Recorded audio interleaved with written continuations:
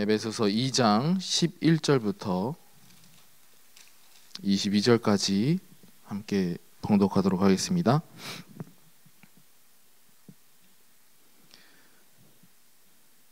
그러므로 생각하라. 너희는 그때의 육체로는 이방인이요 손으로 육체에 행한 할례를 받은 무리라.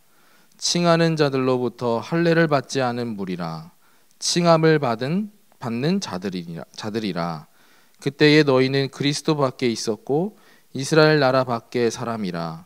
약속의 언약들에 대하여는 외인이요 세상에서 소망이 없고 하나님도 없는 자이더니 이제는 전에 멀리 있던 너희가 그리스도 예수 안에서 그리스도의 피로 가까워졌느니라. 그는 우리의 화평이신지라. 둘로 하나를 만드사 원수된 것 곧 중간에 막힌 담을 자기 육체로 허시고 법조문으로 된 계명의 율법을 폐하셨으니 이는 이 둘로 자기 안에서 한 새 사람을 지어 화평하게 하시고 또 십자가로 이 둘을 한 몸으로 하나님과 화목하게 하려 하심이라. 원수된 것을 십자가로 소멸하시고 또 오셔서 먼 데 있는 너희에게 평안을 전하시고 가까운 데 있는 자들에게 평안을 전하셨으니 이는 그로 말미암아 우리 둘이 한 성령 안에서 아버지께 나아감을 얻게 하려 하심이라. 그러므로 이제부터 너희는 외인도 아니요 나그네도 아니요 오직 성도들과 동일한 시민이요 하나님의 권속이라. 너희는 사도들과 선지자들의 터 위에 세우심을 입은 자라. 그리스도 예수 안에서 친히 모퉁이 돌이 되셨느니라. 그의 안에서 건물마다 서로 연결하여 주 안에서 성전이 되어가고 너희도 성령 안에서 하나님이 거하실 처소가 되기 위하여 그리스도 예수 안에서 함께 지어져 가느니라. 아멘. 우리에게 주신 강단 말씀, 막힌 담을 허시고 화평케 하시는 은혜라는 제목으로 우리는 말씀 받았습니다. 읽은 말씀은, 우리가 방금 성경 말씀 읽은 말씀은 바울이 에베소 교회 성도들에게 하나님의 은혜를 말하는 내용이에요. 우리의 과거는 어땠습니까? 에베소 교회 성도들의 과거는 11절 12절에 보니까요, 그러므로 생각하라. 너희는 그때의 육체로는 이방인이요 손으로 육체에 행한 할례를 받은 무리라. 칭하는 자들로부터 할례를 받지 않은 무리라. 칭함을 받은 자들이라. 그때에 너희는 그리스도 밖에 있었고 이스라엘 나라 밖의 사람이라. 약속의 언약들에 대하여는 외인이요 세상에 소망이 없고 하나님도 없는 자이더니 그랬어요. 우리의 과거랑 못지 않습니다. 지금 바울은 하나님의 은혜를 확인시키기 위해서 우리 그 성도들의 과거를 지금 생각하게끔 이렇게 말하는 겁니다. 그래서 11절의 앞절에 그러므로 생각하라 그랬잖아요. 그렇죠? 현재는 어떻습니까? 하나님의 은혜 가운데 그리스도 안에서 그리스도의 피로 가까워졌다고 지금 이야기하고 있는 것이 우리가 읽은 성경 말씀이에요. 13절에 확인해 보니까요, 이제는 전에 멀리 있던 너희가 그리스도 예수 안에서 그리스도의 피로 가까워졌느니라. 그리고 하나님과 사람의 사이에 막고 있는 담을 허무시고 화평케 하셨다고 또 이야기를 하고 있어요. 14절에 보니까요, 그는 우리의 화평이신지라. 둘로 하나를 만드사 원수된 것 곧 중간에 막힌 담을 자기의 육체로 허시고. 지금 하나님과의 그 사람, 인간의 그 관계 속에 막힌 담을 육체로부터 허무신 것이 누구시냐? 예수 그리스도라는 이야기를 지금 전하고 있는 겁니다. 또 하나님과 사이에 담을 역할하는 율법을 폐하셨다 이랬어요. 담. 그래서 15절에 보니까요, 법조문으로 된 계명의 율법을 폐하셨으니 이는 이 둘로 자기 안에서 한 새 사람을 지어 화평하게 하시고 또 십자가로 원수된 것을 소멸했다고 오늘 말씀에서는 이야기하고 있습니다. 16절에 보니까요, 또 십자가로 이 둘을 한 몸으로 하나님과 화목하게 하려 하심이라. 원수된 것을 십자가로 소멸하시고 또 십자가로 원수된 것을 소멸하셨다고 하셨고 또 평안을 전하셨다고 이야기하고 있습니다. 그래서 17절 18절 확인해 보면 또 오셔서 먼 데 있는 너희에게 평안을 전하시고 가까운 데 있는 자들에게 평안을 전하셨으니 18절에 이는 그로 말미암아 우리 둘이 한 성령 안에서 아버지께 나아감을 얻게 하려 하심이라. 앞으로 하나님의 성전으로 또 세워갈 것을 또 오늘 우리가 읽은 말씀에서 이야기하고 있습니다.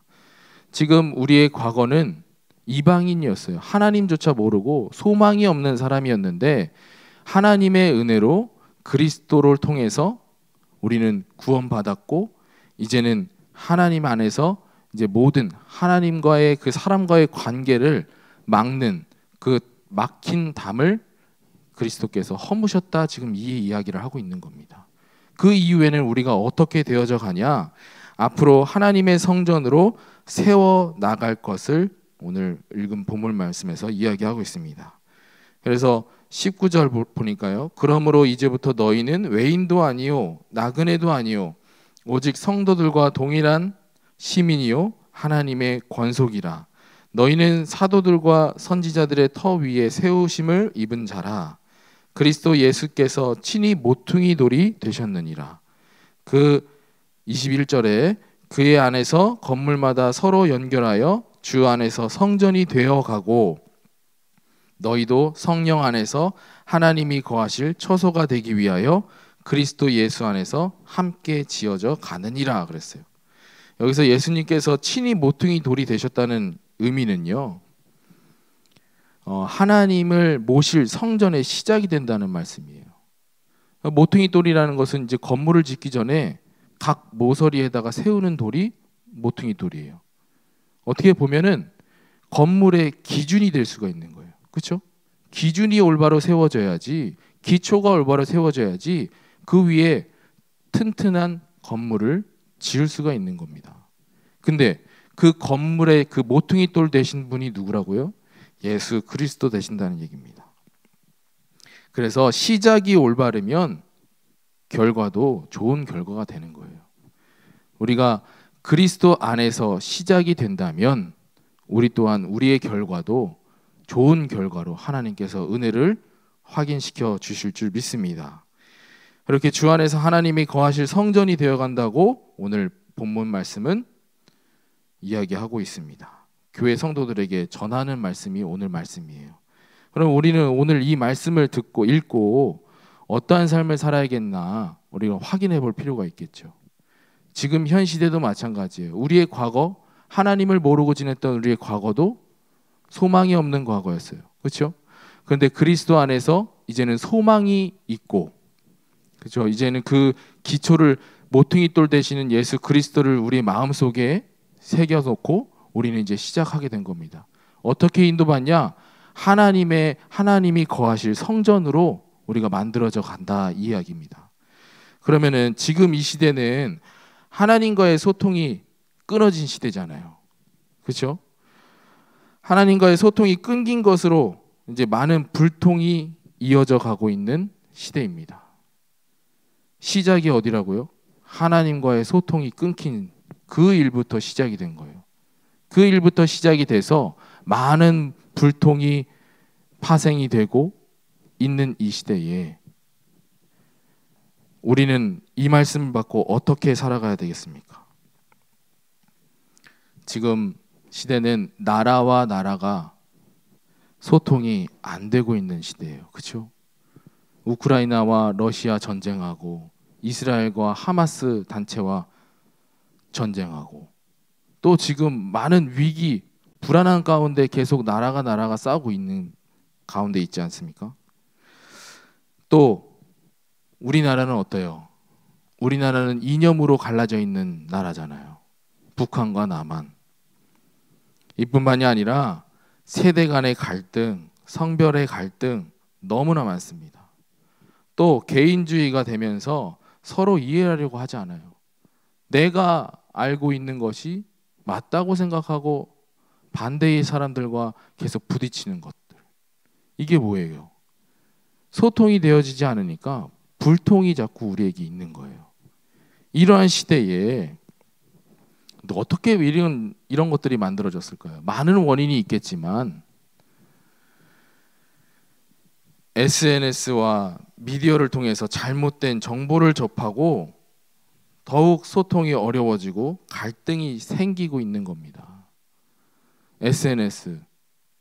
그렇죠? 예전에는 어땠습니까? 우리가 그래도 채널이 TV를 틀면은 채널이 몇 개 안 됐잖아요.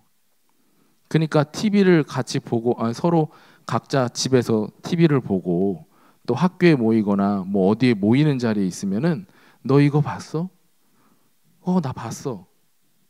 그죠? 서로 그 하나의 주제를 가지고선 계속 이렇게 소통이 되어져 가고 있는 그 시대였는데 점점 세상이 발전하면 발전할수록 어떻게 만들어지고 하고 있냐?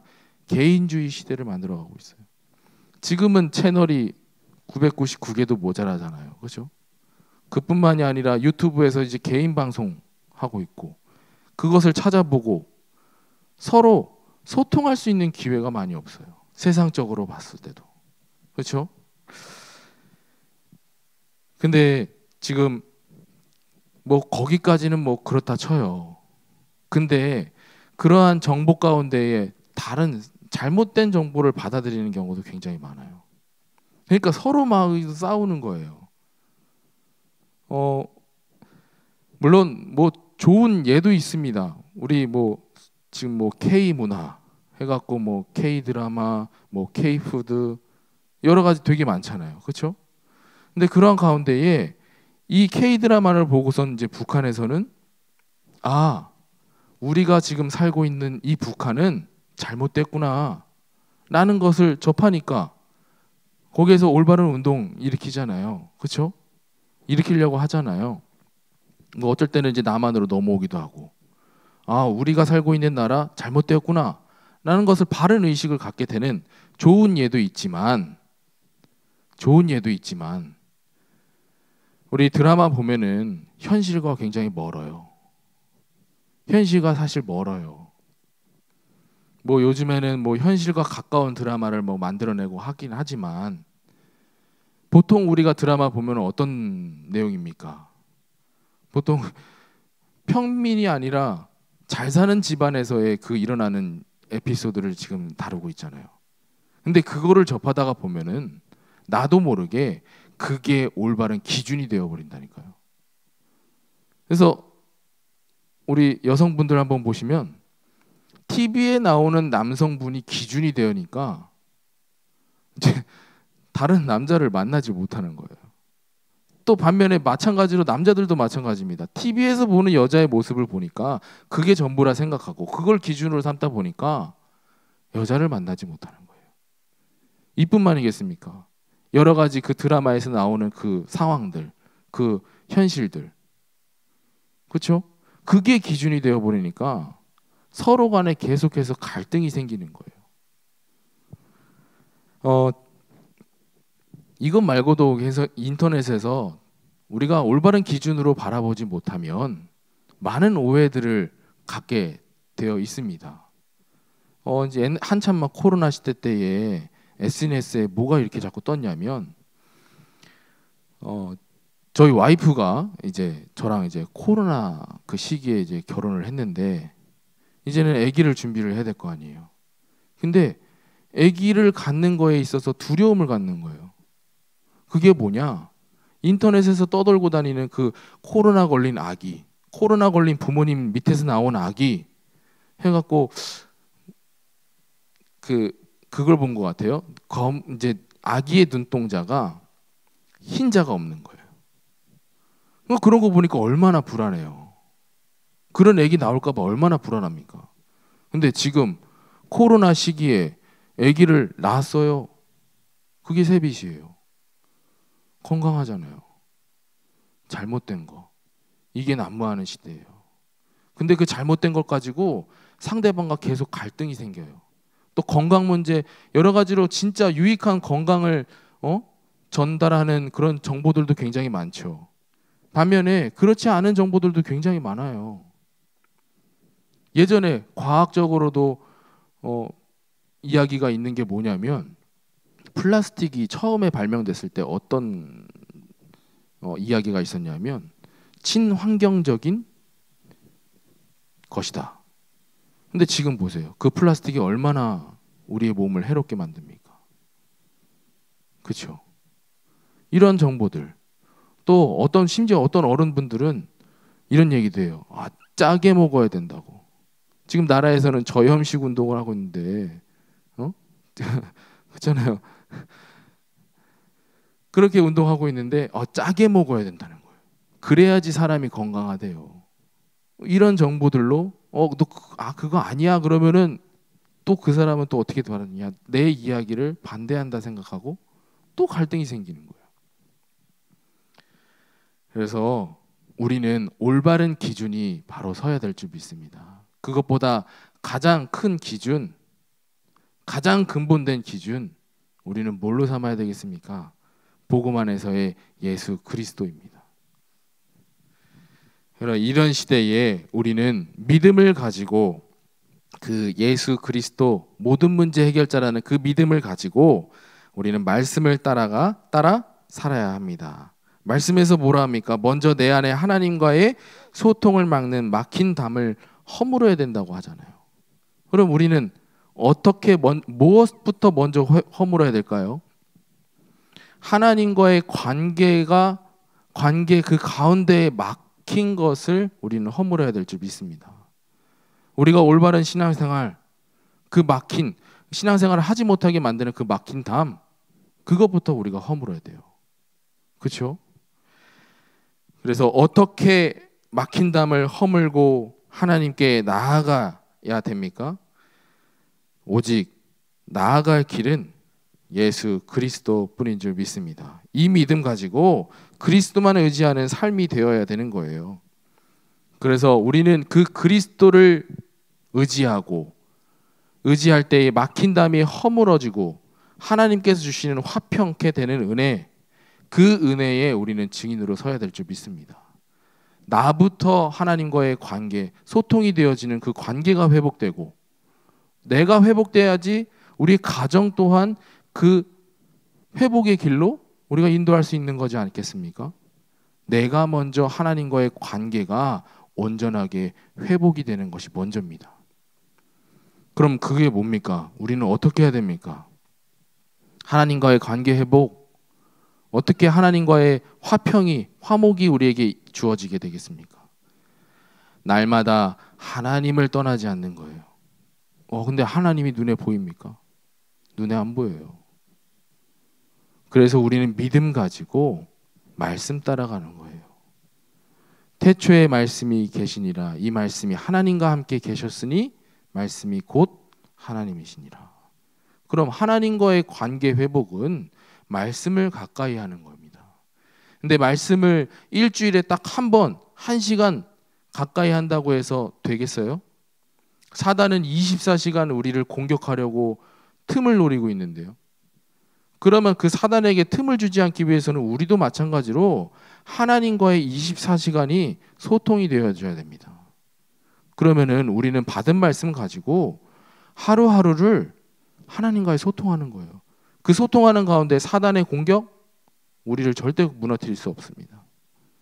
우리가 사단이 주는 문제, 그 문제 가운데 우리는 절대 무너지지 않아요. 그렇지 않습니까?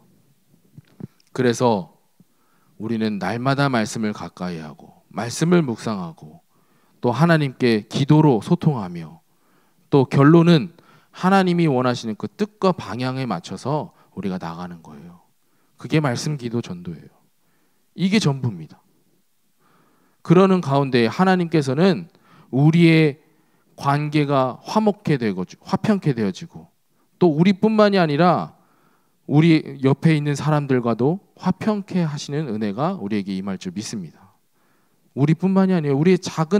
우리가 있는 곳에서 화평케 되면은 이게 한 명 한 명 나라에 세워지면 나라가 회복되지 않겠습니까? 나라가 회복되어지면 이 영향이 어디까지 미치겠냐고요. 전 세계에 237 나라 5천 종족까지도 미치는 영향의 은혜가 있게 될 줄 확신합니다. 그래서 나부터 시작하는 거예요. 나 하나쯤이야. 이런 얘기 많이 들어보셨잖아요. 그렇죠? 아, 나 하나쯤이야. 그냥 길바닥에 쓰레기 버리면 어때? 그렇게 시민 의식으로 시작돼서 쓰레기 나라가 되는 거예요. 인도 보세요. 여러분들 인터넷에서 보시면은 인도 얼마나 더러운 나라라고 소문이 나 있습니까? 그렇죠? 길가에 쓰레기를 막 버려요. 거기에는 영향이 뭐 종교적인 영향이 있다고 하는데 더러운 것과 멀리하라고 그래서 우리 자기네 인도 사람의 그 가정집에는 깨끗해요. 근데 길바닥엔 더러워요. 그러니까 왜 그렇게 생긴지 모르겠지만 여러 가지 이유가 있겠지만 종교적인 이유도 있다고 해요. 그러니까 더러운 것과 멀리하라 해갖고 쓰레기를 자기 집에서 갖고 있는 것이 아니라 멀리 던지는 거예요. 화장실 변도 거기 밖에서 보는 거예요. 그렇죠? 나 하나쯤이야 괜찮겠지 하는 생각이 잘못됐다는 얘기입니다. 우리는 또 사람과의 사람 그 관계 속에서 우리는 너무 사단에게만 전가하시면 안 돼요. 그게 잘못된 복음 아닙니까? 오히려 이거 사단이 나에게 준 잘못이야. 이렇게 우리가 인지하고 신앙생활 한다면 잘못된 신앙생활이라고 저는 봅니다. 어떻게 받아들여야 되냐? 나에게 잘못이 있다. 내가 사단한테 속은 게 잘못 아닙니까? 그렇죠? 내 잘못이에요. 내가 사단한테 틈을 준 게 내 잘못이에요. 아니 그것도 내가 사단에게 틈 주지 않으려고 경각심도 안 가지면서 어떻게 사단한테 이게 난 속았어. 맨날 사단한테 속을 겁니까? 아니잖아요. 그래서 우리는 그렇다고 해갖고 우리의 힘으로 우리의 능력으로 사단을 이기자 이런 얘기도 아니잖아요. 그럼 우리는 어떻게 되겠습니까? 하나님과 함께 하며 하나님을 의지하고 그 안에서 우리의 실천과 도전이 필요하지 않겠습니까? 그렇죠? 지금 이 시대에 만들어가고 있는 거 사실 교회 책임이에요. 지금 청소년들 많은 갈등 만들어가고 있는 거 우리 교회 책임이에요. 내 책임이에요. 내 책임. 우리의 책임입니까? 우리의 책임이라니까요. 각자의 책임이에요. 각자의 책임. 내가 하나님과의 관계를 소홀하고 있는데 청소년들이 그거 보고 따라오지 않겠어요? 그렇죠? 물론 제가 할 자격은 없어요. 저도 죄인입니다. 어제 새벽 예배 못 나왔어요. 이거를 내가 그냥 무조건 사단에게 책임을 전가한다면 어떻게 복음 안에서의 변화가 있겠어요? 그렇지 않겠습니까? 물론 제가 나오기 싫어서 안 나온 건 아니잖아요. 근데 이거를 사단에게 전가한다? 모든 것을 사단의 책임으로 전가한다? 아닙니다. 우리는 복음 안에서의 올바른 실천과 도전이 필요할 줄 믿습니다. 저도 날마다 무너져요. 무너지는 가운데 사단에게 무조건 전가한다고 해갖고 바뀌는 거 아니지 않습니까? 어떤 사람은 그래요. 문제를 계속 반복해서 일으키면서 그 문제를 자꾸 사단에게 전가만 해요. 안 되는 겁니다. 그래서 우리는 이 시대에 막힌 담을 허무는 화평케 되는 증인이 되게 될 줄 믿습니다. 지금 이제 명절이 다가오는데 가족 간의 오랜만에 만남, 그렇죠? 서로 다른 환경 속에서 지금 지내다가 이제 오랜만에 만나는 거 아니겠어요? 이 가운데 갈등이 생길 수도 있습니다. 그 가운데 우리가 의지해야 될 것은 뭐냐? 우리를 화평케 하신 그 그리스도를 의지하는 것뿐인 줄 믿습니다. 그 가운데 우리 말실수도 조심하게 하나님 앞에 기도하면서 지혜와 총명을 구해서 대화하는 거예요. 기도 속에서. 그래야지 화평케 되는 은혜가 우리에게 임하게 될 줄 믿습니다. 개인이 먼저 살아야 되고 개인이 살면 가정이 살고 가정이 살면 교회가 살고 교회가 살면 세상을 살릴 하나님의 은혜가 우리에게 임하게 될 줄 믿습니다. 그래서 우리는 항상 오직 복음만으로 소통하는 거예요. 오직 말씀의 응답으로 확인하면서 우린 나아가는 거예요. 그러면은 하나님께서 그 결과 어떠한 축복으로 임하시겠습니까? 하나님의 계획, 뜻과 계획을 이뤄나가는 작품으로 하나님께서 만들어 가실 줄 확신합니다. 우리 이 응답을 하나님께 구하는 마음으로 오늘 이 시간도 함께 기도로 임하기를 주의 이름으로 축복합니다. 기도합니다. 하나님 감사합니다. 지금 이 시대 불통의 시대로 지금 인도받고 있습니다.